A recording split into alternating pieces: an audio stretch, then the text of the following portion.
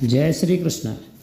बृहस्पति भगवान की जय। बृहस्पति देवता का व्रत इस दिन बृहस्पतिवार के दिन रखा जाता है। इस दिन केवल एक ही बार भोजन किया जाता है। इस दिन पीले वस्त्र धारण करके शंकर भगवान पर पीले उड़द और चने की दाल चढ़ानी चाहिए या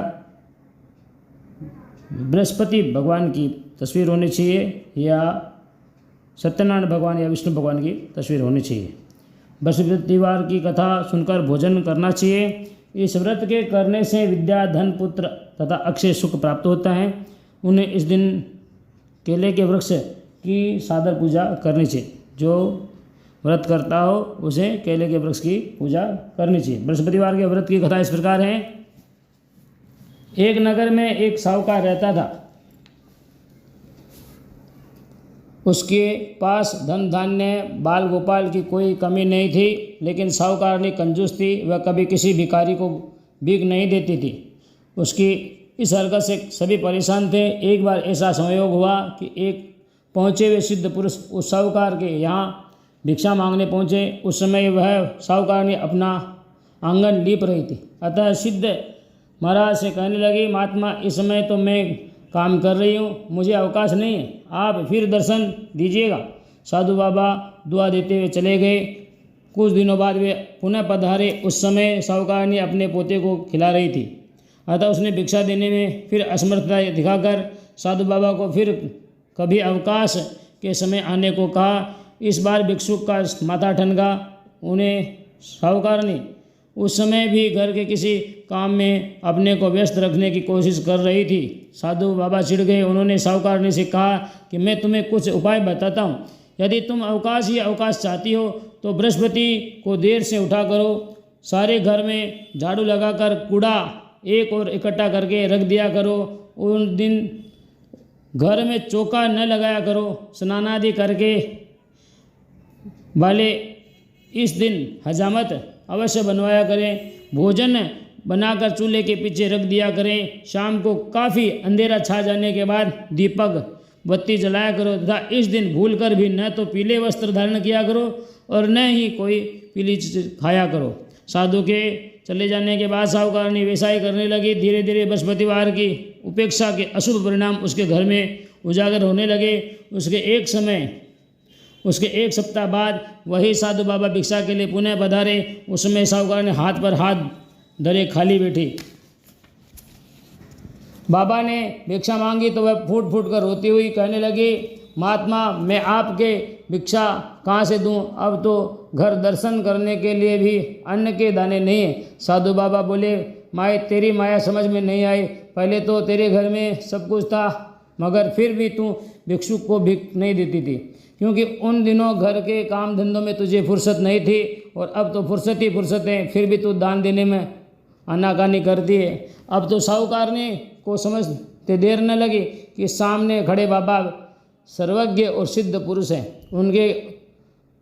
उसने उनके चरण पकड़कर पिछले व्यवहार के लिए क्षमा मांगी और वायदा किया कि यदि आपकी कृपा से घर फिर धन धान्य से भरपूर हो जाए तो यह कभी किसी भिक्षुक को खाली हाथ नहीं जाने देगी। साधु बाबा को दया आ गई। वे बोले, बृहस्पतिवार को तड़के ही उठकर स्नान आदि में निवृत्त होकर अपने घर का कोई आदमी हजामत न बनवाए और उस दिन विशेष रूप से भूखों को भोजन करना चाहिए।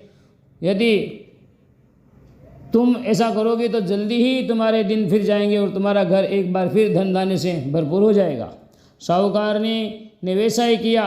कुछ दिनों में उसके भले दिन फिर लौट आए। जैसे दिन बृहस्पति जी ने उसके फेरे, ऐसे वह हम सब के शुभ दिन शीघ्र ही लाए। बृहस्पतिवार की दूसरी कथा काफ़ी पुरानी बात है। एक दिन देवादिदेव इंद्रदेव अपने सोने से जड़े सिंहासन पर विराजमान थे। अनेकानेक देव, किन्नर, ऋषि आदि उनके दरबार में उपस्थित होकर उनकी स्तुतियों का गान कर रहे थे। आप आत्म प्रशंसा सुनते सुनते इंद्र को गर्व हो गया। वे अपने को सर्वशक्तिमान समझने लगे। ठीक उसी अवसर पर देवगुरु बृहस्पति जी दरबार में पधारे। इंद्र दरबार के सभी सभासद देवगुरु की अभ्यर्थना में सादर उठकर खड़े हो गए, मगर अभिमान के साथ में इंद्र अपने सिंहासन पर ही जमा रहा। बृहस्पति देवता को इंद्र का गर्व समझते देर नहीं लगी। इंद्र की इस अवज्ञा को उन्होंने अपमान समझा और वे क्रोधित होकर वहाँ से लौट आए।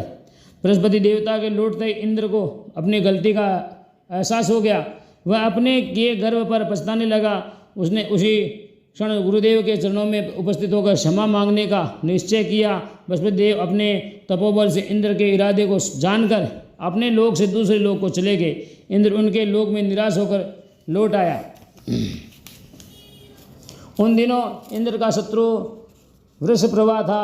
जब उसे देव गुरु की रुष्टता का ज्ञान हुआ तो अपने देवलोक पर चढ़ाई करने का सही अवसर जानकर दैत्य गुरु शुक्राचार्य से परामर्श किया। उन्हें वृषप्रभा की बात जच गई। शुक्राचार्य की आज्ञा और वृषप्रभा के नेतृत्व में दैत्य सेना ने इंद्रलोक को घेर कर ऐसी मार लगाई कि इंद्रदेव को छठी का दूध याद आ गया। हार कर वे सिर पर पैर रखकर ब्रह्मा जी की सेवा में उपस्थित हुए।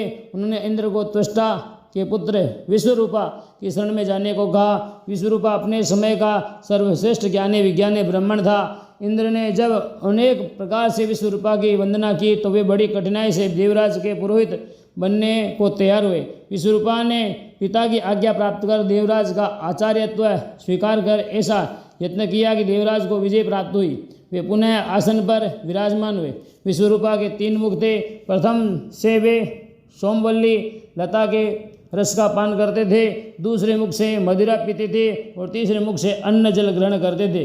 विजयी देवराज ने विश्वरूपा के आचार्यत्व में यज्ञ करने की इच्छा प्रकट की तो वे देवराज को यज्ञ कराने लगे। यज्ञ के दौरान अनेक दैत्यों ने विश्वरूपा से एकांत में संपर्क स्थापित करके कहा, आपकी माता दैत्या कन्या है, उस कारण आपका कर्तव्य है कि प्रत्येक तीसरी आहुति देते समय आप नाम अवश्य ही ले लिया करें। विश्वरूपा को दैत्यों की बात समझ में आ गई। वे यज्ञ की हर तीसरी आहुति दैत्यों के नाम समर्पित करने लगे। फलतः देवताओं का तेज घटने लगा। देवराज को जब सही वस्तु स्थिति का पता लगा तो वे इतने क्रोधित हुए कि उन्होंने विश्वरूपा के सिर काट दिए। विश्वरूपा के मदिरा पीने वाले मुख से भंवरा बना, सोमवल्ली पीने वाले मुख से कबूतर बना और अन्न खाने वाले मुख से तीतर बना। विश्वरूपा की हत्या करते ब्रह्म हत्या के कारण देवराज का स्वरूप ही बदल गया। विश्वरूपा की हत्या का पाप बड़ा भारी था। देवताओं के 1 वर्ष तक पुष्चरण करने पर भी जब ब्रह्म हत्या का पाप न कटा तो देवराज ने सभी देवताओं के सहित ब्रह्मा जी की स्तुति की। उन्हें दया आ गई। वे बृहस्पति देवता को साथ लेकर वहाँ पधारे। दोनों को इंद्र और देवताओं पर दया आ गई। उन्होंने ब्रह्म हत्या के पाप के 4 भाग के उसका 1 भाग उन्होंने धरती को सौंपा। फलतः धरती में ऊंचे नीचे खड्डे हो गए। तभी ब्रह्मा जी ने धरती को वरदान दिया कि वे खड्डे अपने आप भर जाया करेंगे।